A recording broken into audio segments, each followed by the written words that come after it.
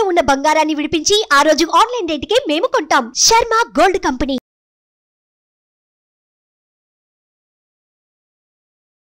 నమస్తే, welcome to Suman TV. నేను మీ యామ్ని. ప్రస్తుతం మనతో ఉన్నారు ప్రముఖ ఆధ్యాత్మికవేత్త, జ్యోతిష్య రత్న డాక్టర్ శ్రీమతి కోనాల భాగ్యలక్ష్మి గారు ఉన్నారు. అమ్మతో మనం మాట్లాడదాం. నమస్తే అమ్మ. నమస్తే అమ్మా. అమ్మ, మనకి ఈ హోలీ పౌర్ణిమ రోజు ఆ రోజు గ్రహణం ఉందమ్మా, చంద్రగ్రహణం. ఒకవేళ ఉంటే ఎలాంటి నియమాలు పాటించాలి? అసలు ఆదిత్యాయ సోమాయ మంగళాయ బుధాయ చ గురు శుక్ర శనిభ్యచ్చ రాహవే కేతవే నమః. అమ్మా, మనకి పంచాంగాల్లో అయితే కనుక ఈ గ్రహణం సూచన ఎక్కడ ఏం లేదు. కానీ మాధ్యమాల వల్ల రకరకాలుగా పోస్టింగ్లు జరుగుతున్నాయి. దానివల్ల చాలామంది కూడా ఈ ప్రశ్న, ఈ సందేహాలు, ఈ అనుమానాలు వస్తున్నాయి. అయితే ఏంటంటే దేహం ఉన్నంతసేపు సందేహం తప్పదు కదా. ఆ సందేహ నివారణ, నివృత్తి కూడా మనం చేయాల్సిన పని ఉంది. కాబట్టి మనకి కనిపించినటువంటి గ్రహణాన్ని మనం ఆచరించాల్సిన పని లేదు. అది ఫస్ట్. రెండవది ఏమిటంటే కనుక ఇక పట్టు స్నానం, విడుపు స్నానం ఇవన్నీ కూడా మనకు అవసరం లేదు. మూడో విషయం ఏంటంటే కనుక గర్భిణీ స్త్రీలు ఉంటారు కదా, అంటే ఏంటంటే 3వ నెల, 4వ నెల, 5వ నెల, అలా 9 నెలల వరకు వాళ్ళు గ్రహణం ఉన్నా లేకపోయినా కూడా, మనకి వచ్చినా లేకపోయినా కూడా భయపడతారు. కాబట్టి ఆ రోజున తగిన జాగ్రత్తలు తీసుకుంటే సరిపోతుంది. ఎందువల్ల అంటే కనుక గ్రహణం ప్రపంచంలో ఎక్కడ పట్టినా కూడా గ్రహణమే అంటారు. కాబట్టి ఇంకొకటి అన్నారు కదా, కనిపించినా కనిపించకపోయినా గర్భిణీ స్త్రీలు గమ్మున పుట్టబోయే బిడ్డకి ఏవైనా లోపాలు, గ్రహణం మురులు లేకపోతే ఏమైనా జన్యుపరమైన లోపాలు వస్తాయేమోనని కంగారు పడతారు. కాబట్టి కాస్త ప్రశాంతంగా ఉంటే సరిపోతుంది కదా, అంతకన్నా వేరే ఏం లేదమ్మా.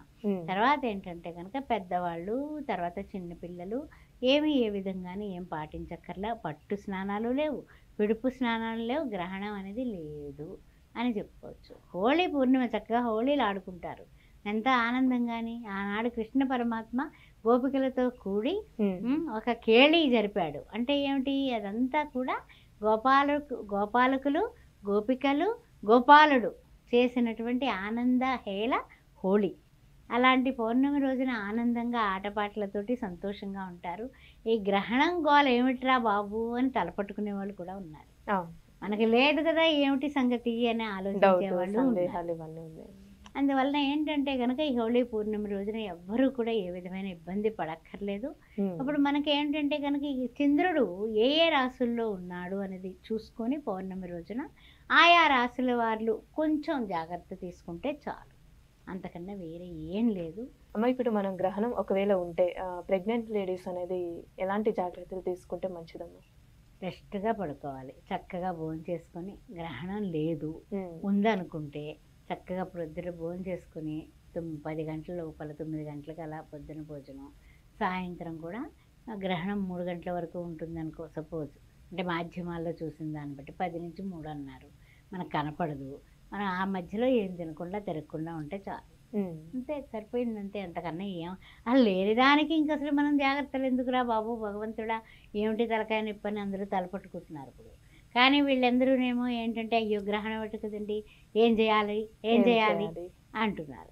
అయితే ఏంటంటే చంద్రుడు ఏ రాశుల్లో ఉన్నాడా అన్నది మనం కొంచెం పరిగణలోకి తీసుకుంటే 23వ తారీఖు 24వ తారీఖునైతే కనుక చంద్రుడు సింహరాశిలో ఉన్నాడు.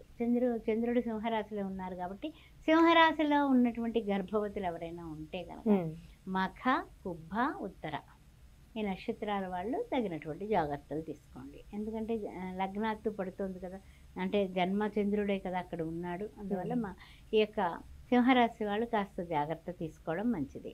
అదేవిధంగా చూసినట్లయితే కనుక వృశ్చిక రాశి వారు, అంటే అది 4వ స్థానం కాబట్టి వృశ్చిక రాశి వారు కూడా తగిన జాగ్రత్తలు తీసుకోవడం మంచిది. అదేవిధంగా చూసినట్లయితే కనుక కుంభరాశి వారు తగినటువంటి జాగ్రత్తలు తీసుకోవడం మంచిది. తదిమా వాళ్ళందరికీ మధ్య ఫలాలు, తర్వాత ఏమి తేడా లేకుండా. అసలు మనకి లేదు కాబట్టి ఈ మాట కూడా చెప్పుకోకర్లేదు, కానీ మీరు అడిగారు కాబట్టి ఈ విషయం చెప్తున్నాను. అంతకన్నా ఇంకేం లేదమ్మా. కంగారు పడద్దు, చక్కగా హాయిగా ఆనందంగా ఉండండి. ఆలోచనలు ఏం చేసుకోకండి.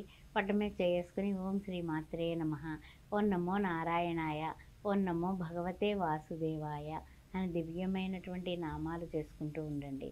ప్రశాంతంగా నిద్రించండి, హాయిగా ఉండండి, డౌట్ పెట్టుకోకండి. చాలా చక్కగా తెలియజేస్తారమ్మా. ధన్యవాదాలు. ఓం శ్రీ మాత్రే నమః.